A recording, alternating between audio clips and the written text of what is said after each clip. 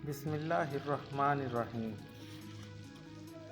بیان کیا جاتا ہے کہ زوزان نامی بادشاہ کا ایک وزیر بہت ہی وفادار تھا، نیک تھا اور دانشمند تھا۔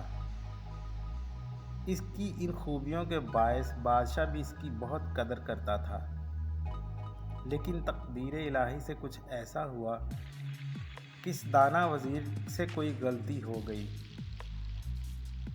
بادشاہ کو وزیر کی اس لغزش کا حال معلوم ہوا تو وہ اس قدر ناراض ہوا کہ اس کی ساری جائیداد ضبط کر کے اسے قید خانے میں ڈال دیا۔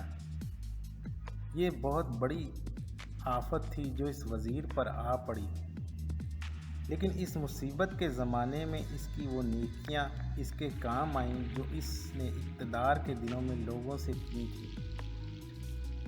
اس کا قاعدہ تھا کہ وہ ادنا لوگوں سے بھی میٹھی زبان میں بات کرتا تھا اور جہاں تک ہو سکتا تھا لوگوں کو فائدہ پہنچاتا تھا۔ اب وہ مصیبت میں مبتلا ہوا تو وہ سپاہی اور اہلکار اس کے مددگار بن گئے جنہیں اس نے کوئی نہ کوئی فائدہ پہنچایا تھا، اور یوں اسے محسوس بھی نہ ہوا کہ وہ قید خانے میں ہے۔ اسی دوران میں ایک واقعہ یہ ہوا کہ پڑوسی ملک کے بادشاہ نے اپنے خاص آدمی کے ہاتھ اس وزیر کے نام ایک خط بھیجا اور اس میں لکھا کہ یہ جان کر ہمیں بہت زیادہ افسوس ہوا کہ تم جیسے قابل اور نیک وزیر کو تمہارے بادشاہ نے ذلیل کیا۔ اگر تم پسند کرو تو ہم تمہاری رہائی کا انتظام کر سکتے ہیں اور اس بات پر آمادہ ہیں کہ اپنے دربار میں وزارت کی کرسی تمہیں عنایت کریں۔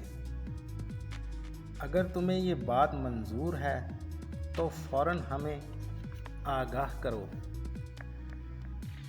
دانا وزیر نے پڑوسی بادشاہ کا خط پڑھا تو اس کی پشت پر یہ لکھ دیا کہ حضور نے میرے حال پر مہربانی فرمائی، میں اس کے لیے شکریہ ادا کرتا ہوں، لیکن مجھے یہ منظور نہیں کہ معمولی سی تکلیف سے گھبرا کر اپنے آقا سے بے وفائی کروں۔ پڑوسی بادشاہ کے قاصد کے آنے کا حال اتفاق سے ایک ایسے شخص کو بھی معلوم ہو گیا جو اس وزیر کا دشمن تھا۔ اس نے فوراً بادشاہ کو اطلاع دی کہ قیدی وزیر فلاں بادشاہ سے مل کر حضور کے خلاف سازش کر رہا ہے۔ بادشاہ نے سپاہی بھیج کر قاصد کو گرفتار کرا لیا اور جو وزیر کا جواب لے کر جا رہا تھا، اس نے فیصلہ کر لیا کہ اگر یہ بات سچ نکلی تو وزیر کو فوراً قتل کرا دوں گا۔ لیکن جب دوسرے بادشاہ کا خط اور اپنے وزیر کا جواب پڑھا تو سارا غصہ ٹھنڈا ہو گیا۔ اس پر وزیر کی وفاداری پوری طرح ظاہر ہو گئی اور اس نے اسی وقت اس کی آزادی کا حکم لکھ دیا۔ وزیر قید خانے سے رہا ہو کر آیا تو بادشاہ نے پہلے سے زیادہ اس کی عزت افزائی کی۔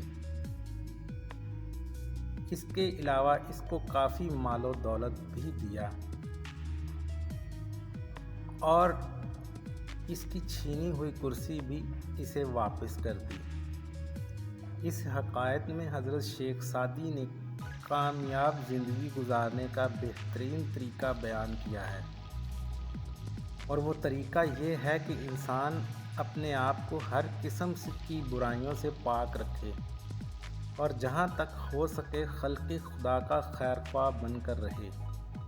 ایسی زندگی گزارتے ہوئے اگر کسی قسم کی مشکل بھی آ جائے تو جن لوگوں کے ساتھ احسان کیا ہو وہ اسے تنہا نہیں چھوڑتے۔